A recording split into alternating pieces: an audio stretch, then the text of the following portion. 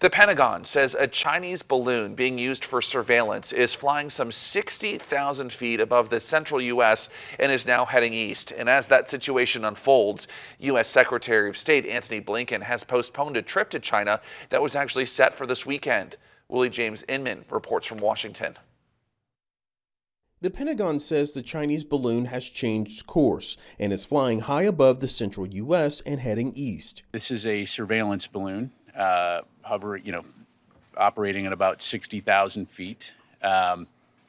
Clearly, we did a very close assessment in terms of what it's doing. Defense officials expect the solar-powered object to remain over the nation for several more days. I think what makes this different is the duration and the length of which it has been over U.S. territory. The balloon was spotted in Montana, home to a nuclear missile site.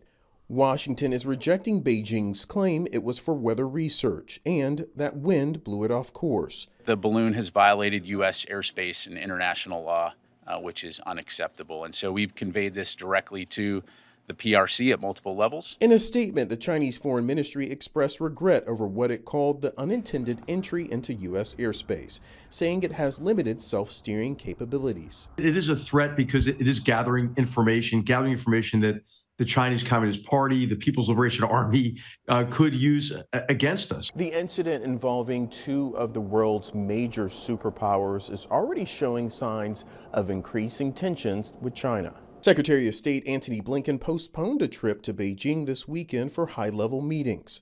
Officials ruled out shooting down the balloon, citing potential danger from falling debris. They say it does not pose a threat to people on the ground, as many look up trying to spot it. Willie James Inman, CBS News, Washington. A U.S. official tells CBS News a Chinese balloon has never been over the middle of the country before. The source says Florida once had a brief overflight, as well as Hawaii. Well, we spoke with Congressman Mike Gallagher today about the balloon. He said this is, quote, a violation of American sovereignty. Gallagher also said the incident demonstrates the threat from the Chinese Communist Party is not confined to other nations, but also here at home, and that we need to act now. Understand what we're dealing with here, because this may, you could imagine something that's not only an intelligence collection platform, but also could be armed with something or have some sort of electromagnetic capability to disable our critical infrastructure. And the fact that it was seen in the vicinity of Malmstrom Air Force Base in Montana, where we have sensitive nuclear capabilities, I think should be incredibly troubling.